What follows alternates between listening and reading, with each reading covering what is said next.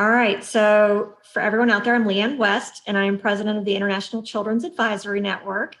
And today on Ask the Experts, we have three guests. One, our host, Anthony Chang, and two other doctors. And I'm actually going to let them just briefly introduce themselves so you can kind of get to know them a little bit, and feel free to ask questions. And today we're going to talk about careers in medicine. All right, Anthony. My name is Anthony Chang. I'm a pediatric cardiologist.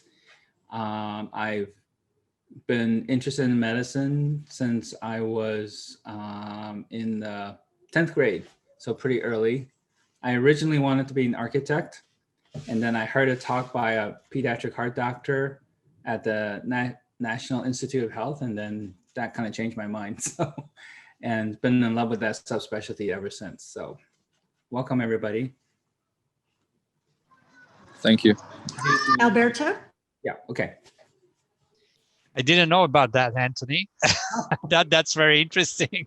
My name is Alberto Tosti. I'm living in Rome, Italy, and I'm a pediatrician. And I'm currently working in a hospital, which is the Bambino Gesù Children's Hospital. When I was very young, I was very uncertain if becoming an engineer or a doctor. And I ended up for being a doctor. And but actually, one of the big hobbies and interests that I had when I was very young was electronic. And that's why I went up very early in knowing how to manage personal computers and programming. And that was the main reason why I got my first job in pediatrics. Not because I was a doctor, but because I was able to manage computers. I also had a long story with public health in the National Institute of Health, but the Italian one, not in the US. And then I moved to this hospital where I'm currently working. And I'm working in different fields, not only clinical pediatrics, but also innovation because of the friendship with the people here. And also specific things like telemedicine and application of new technologies for improving the quality of health. And one of the big interests, naturally, is involving children in the innovation and research. Great. Suresh, you want to go next? Sure. Morning, everyone. My name is Srinivasan Suresh. I go by Suresh. I'm a pediatrician and emergency physician in Pittsburgh, Pennsylvania. I was born and raised in India and went to medical school there. I went into medicine because my parents told me to. That's how it worked in India in the 80s. And no regrets. Once I finished medical school, I went into pediatric residency. I always wanted to do pediatrics and didn't have any second choices. And then liked emergency medicine as a subspecialty. Now I see patients 1 day a week in our emergency department here at Children's Hospital of Pittsburgh, and also have an interest in technology in general and health information technology in particular, and also like the administrative side of things. I got a business degree after I started practicing medicine, and I'm fortunate to be able to put those to good use at my current workplace. So happy to talk about careers in medicine, but what else can physicians do, whether it is research or administration or advocacy for those of us in pediatrics, and happy to discuss. Thanks. Yeah, and I'll just add on to what Suresh said. So my job is in medicine, but I'm not a pediatrician. So we can definitely talk about research or other things, like Suresh said, in medicine and in innovation and healthcare for kids. So do any of our attendees have a question for one of our doctors?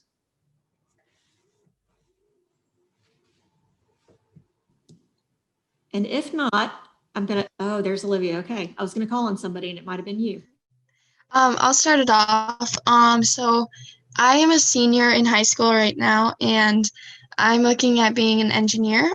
So I like to know from each one of you guys kind of your route after high school and maybe where you went to college and what your major was. Yeah, can I take that? Sorry, I'm jumping the gun. And the reason, Olivia, thanks for the question. I have one daughter. She's a freshman in college, so very close to what you said. She was in your position last year, and she decided about 3-4 years ago that she does not want to do medicine. That's the only decision she made at that time. And sometime in her junior year, early senior year, she decided to do engineering. That's the only thing she wanted to do. So pretty close to what you're saying. And I said, if you change your mind, want to do medicine, I can mentor you or advise you. And she said, no, I don't want to do it. So that conversation lasted like 10 seconds. And the reason I'm bringing that up is she wants to do industrial engineering. She's a freshman in Michigan right now, and that is a field, especially for folks who like don't want to do medicine but want to do industrial engineering, which is a combination of business and engineering. The opportunities in healthcare are amazing. We actually want in my hospital, we hired an industrial engineer 2 years ago. We had another one a few months ago. These are unheard of 5 years ago, to hire industrial engineers to work full time in hospitals.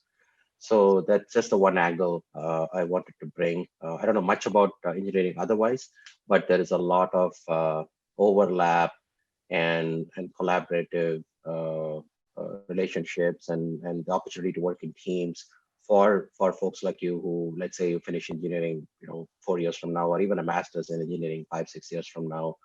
The opportunities to work in healthcare, not only in hospitals but also on the School of Medicine side, and Anthony knows more about this in the private sector, and even in the government, where even under healthcare, they're looking for engineers to come and help us out. Alberto, why don't you go next? Yeah, well, things in Europe go very slowly, but when I was young and was starting my studies in clinical medicine, there was not very much interest and attention for engineering and technology, because medicine was considered just a beautiful science for its own. So contamination was not included in the package that we received when we had our educational activities. In the last years, I must say that there are many opportunities that combine the biomedical engineering experience and profiles together with the clinics. And I think that several universities are offering blended programs to mix the two things. These are much more common in the US. I must say that it's not only engineering, because biomedical engineering is about a lot of things, from making new devices to trying to manage data. But at the same time, there's room for contamination from other disciplines. So if you are looking at what's going on in the next few years, and Anthony can tell you even more than that, be careful to consider all potential activities, because we will be working with all other disciplines. Anthony was pushing for being an architect, and we are hiring architects in the hospital, because actually we need them for designing processes and other things. And same thing is for data scientists, but I would even push the things forward, because other disciplines, even arts, will be very important to shape the right way to deliver medicine at the highest level. So my suggestion is look at the things that you have on your table, because you will have a lot of opportunities. And I think also that in the next few years, we will see new things, new profiles, and new, I would say, type of doctors in different things. It will be exciting, and it's for your generation, I think.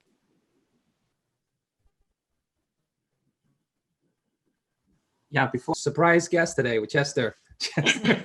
Hey guys, Hey, sorry I'm Chester. late. I was on the call. Great seeing you guys. Yes, I didn't know you were coming. It's a pleasant surprise. Chester, we were just introducing ourselves and then taking the first question. We Okay, have some great. young people on online here. Oh, Chester, great. go ahead. Oh, sure. Yeah. So Chester Co. I'm a pediatric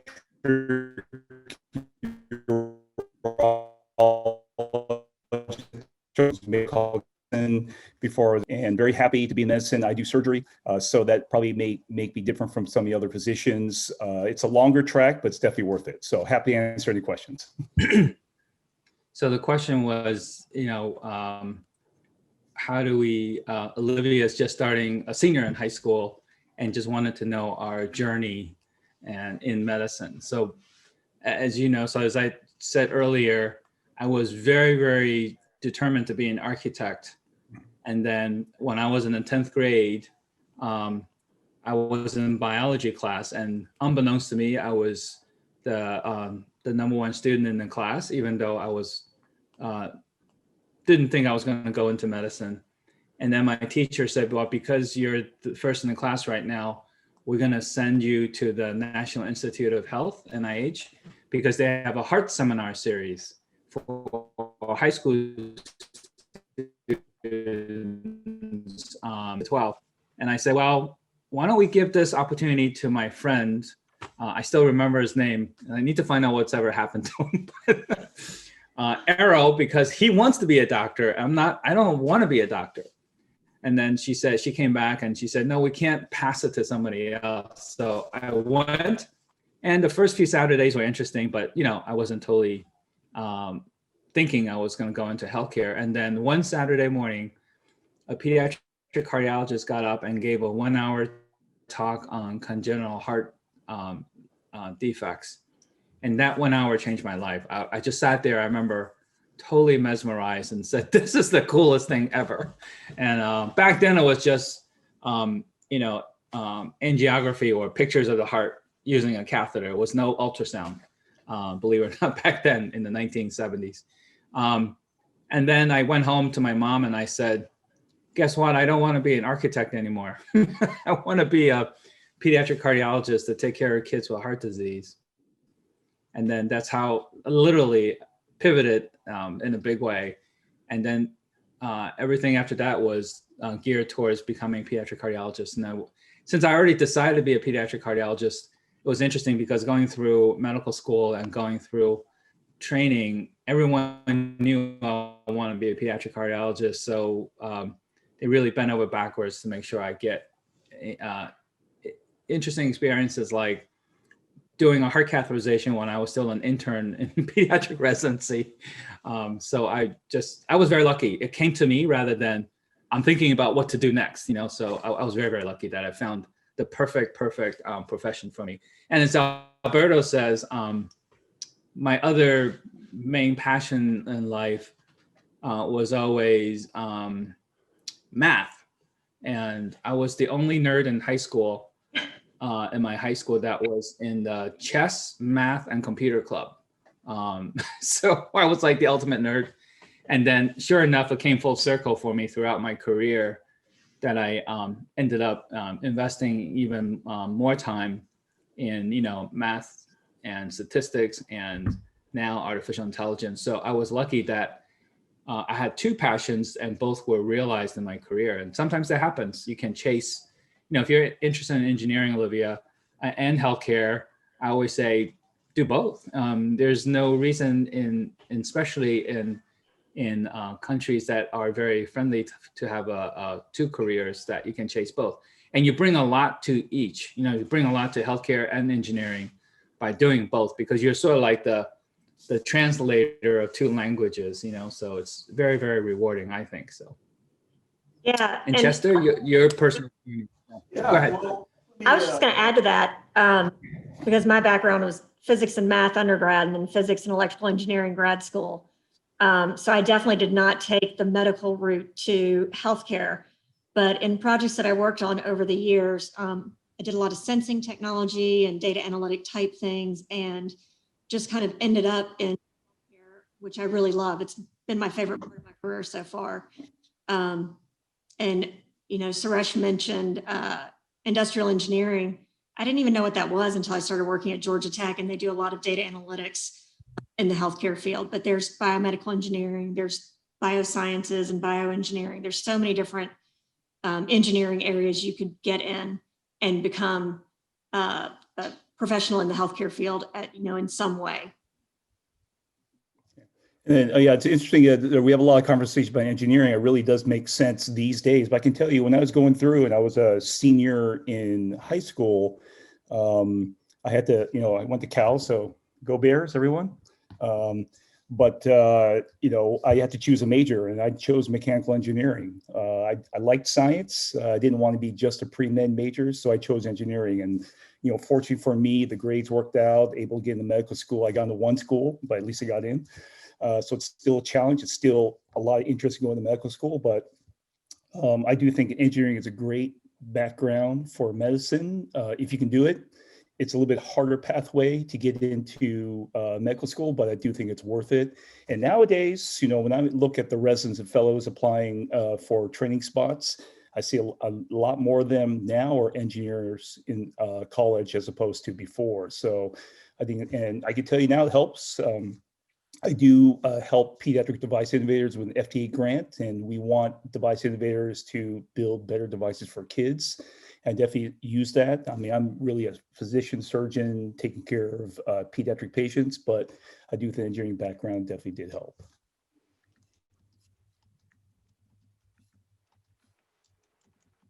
And I mean, I can add, surgery, any kind of the surgical specialties, it's a little bit longer route. So I can tell I did 5 years at Berkeley. I played an extra season. You have 4 years of medical school. Urology back then was a 6-year residency, and I did a 3-year fellowship at Boston Children's afterwards. So add that up, that's almost 20 years after finishing high school. So it's a long route, but I do think it's worth it. You don't do it for the money. You do it because you like what you do every day, and I still like what I do every day. So that is so good. And I think that might lead us to another question. Does anyone else have another question? I do have a question. Yeah, go ahead. I had a question for Mr. Koch. yes. I want to know what is your favorite, let's say, surgeon specialty? So what did you choose as your favorite surgeries, or let's say the best surgeon to be? What is your favorite specialty? Yeah. Well, I mean, in urology, we take care of the kidneys, the bladder, the genitourinary tract. For cancer type cases, you definitely need the large open incisions, but I tell you, my specialty is minimally invasive surgery. Trying to do the same surgeries you do with open surgery, except through tiny incisions. You may have heard of laparoscopic surgery. Yeah. Or keyhole surgery, but nowadays I think the trend is now towards robotic surgery. So that's robot assisted laparoscopic surgery. And I think we're going to see some very exciting times. There has been one dominant manufacturer of the robot, but there are some very large industry players that are hopefully coming out soon with some new robotic surgery platforms. So if you can do the same surgery, except with tiny incisions, they tend to get back to the usual routine faster, have less pain medication requirements, and everything done through small incisions. If you can and have the same outcomes, I think that's the way to go. But it's a different skill set to doing open surgery. I do think it's important to have that open surgery skill set, but then able to do it through small incisions. You need both. But my specialty now is minimally invasive surgery using the robot in kids. Thank you. Does anyone else have a favorite surgery that they like to do if you do them? I have a favorite one, but it's neurosurgery. Mm-hmm. So yeah, I'm kind of addicted with being a neurosurgeon. And I had also another question. Do you think that for the 4 of the doctors, do you think that there will be a time where technology would replace doctors or not? So is that possible? Is that even possible or not? Because in my opinion, I think that's not possible, because when a surgeon does a surgery, I think there are also emotions taking place in it. And I think for artificial intelligence to really have emotions, that's a difficult thing to do. So And I think Anthony should answer that one, but just before he does, I know we have a lot of very interesting and important things to say, but I think not for the near future, but I think it's coming. We are starting to seek technologies. I have a colleague who was in Toronto, was in Washington, D.C., is now in Boston. These semi-autonomous robots where the robots are doing the suturing. You give a certain area, it can sew it by itself. So that's an example. I think it will be a stepwise approach. If you talk about where you have, they talk about the 4 generations of surgery. You have open surgery, you have conventional laparoscopic surgery, with the sticks, and then you have robotic surgery, which is a little bit more manipulation. I think the 4th generation, or what they're calling the 4th phase, is digital surgery, and that's minimally invasive with the software that allows a little bit better interaction, better outcomes, and maybe autonomous surgery at some point. But Anthony, I'd love to hear what you have to say on that. I think the possibilities are almost endless in surgery, and I'm smirking a little bit because my brother is a plastic surgeon and does a lot of hand surgery, and he's been struggling because he knows obviously of my interest in artificial intelligence. And he was just saying to himself, I just don't know how to apply that to my field. And I gave him like a list of 10 to 20 things I could think of right off the top of my head. And it's basically just looking at your subspecialty with a different lens. I think as Chester kind of alluded to, it's just thinking about not just the conduct of surgery, but how do you plan the surgery? How do you look at an x-ray? How do you figure out who's high risk? All of these things are now amenable to artificial intelligence. But in the operating room, I'm working on projects that will combine artificial intelligence with different kinds of extended reality, like augmented and reality, mixed reality, virtual reality. And I think there's going to be a lot of advances in the next decade or so in incorporating different kinds of virtual and augmented reality in the operating room to help the surgeon. If you Google things like artificial intelligence in surgery, you'll see video clips as well as pictures of how that's done. For instance, and I'm a cardiologist, so oftentimes as a cardiologist, I would have loved to have seen, imaging on the patient superimposed on the chest. So when I'm doing the cath, I can actually see exactly where the catheter is going rather than doing the fluoroscopy all the time, which is not the best thing for particularly children. And then for surgeons, they're already doing spine surgery with the imaging superimposed on top of the skin as they do the incision, and then you see the anatomy and the lesion very clearly rather than trying to find the lesion in a blood-filled field. So I think cardiology, radiology, surgery are certainly the 3 areas that will benefit the most this coming decade. So I think it's an exciting time in medicine, and I'm almost envious that I'm sort of, I'm towards the last third of my career. I'm almost envious of someone just starting out now. I think it's going to be that 25 years of golden era of medicine combined with all these emerging technologies. But I'll be watching from the sidelines. And I'll just add to that even with all of these really cool advances with AI and augmented reality and things, that I don't think you'll ever replace doctors, though. I think that you will help them do better by technology, but I think you need that personal experience and that personal touch. I mean, at our conference, a lot of kids said that they did not really like doing virtual visits with their doctor during COVID. They really wanted to be in the room with them and talking to them and having that true live interaction. So I don't think you're going to be able to replace that part of it. Yeah. I also feel, sorry, go ahead. I'd add real quickly to that. I mean, I do think what Anthony was saying about the next generation, one thing that I think is great about medicine is that we're always thinking about how to train the next generation. So all the young guys will be taking care of us, and we were going to need you guys to take care of Anthony, myself, and the others as we get older. So, I think it's very important part of our field of medicine in general that we're always looking to train the next generation, which means train them to know what we do already, but also how to adapt to the new technology coming out in the future. So that's very important. Well, I think as artificial intelligence get better and better at interpreting images.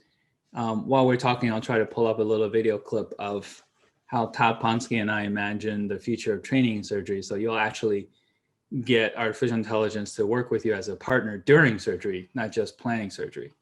And also, I think, you know, as I said, think about the less obvious ways of using artificial intelligence in your practice. One of the best questions or requests I ever got early on, like about a decade ago, was from an orthopedic surgeon who asked me, can I use machine learning to stratify risk, you know, to figure out the risk of each patient rather than just quoting a general number? And I said, absolutely, that's one of the best uses. So he got interested in artificial intelligence.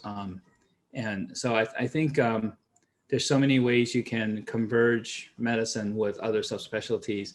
And that's why I think it's going to be a golden era of medicine coming up. And as a matter of fact, I had a public debate, Leanne, you would have found this interesting, with an AI expert when about 5 years ago, all the discussion was whether or not we need to train more radiologists.